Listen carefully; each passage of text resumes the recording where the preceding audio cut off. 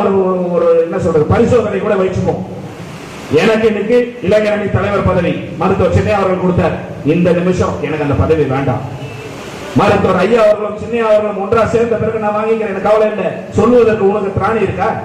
வக்கனியா போய் வாங்கலையா? அப்ப உனக்கு பதவி வெறியா? வேற யாருக்கு பதவி வெறி?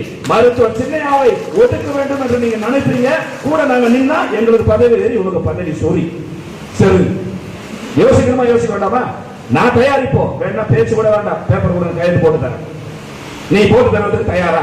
பொதுச் செயலாளர், கௌரவ தலைவர், இணை பொதுச் செயலாளர், அப்புறம் இளைஞரணி தலைவர், பேர் வைக்காத கட்சிக்கு வெங்காயம் வெண்ட போட்டு எல்லாத்தையும் வாங்கினீங்க.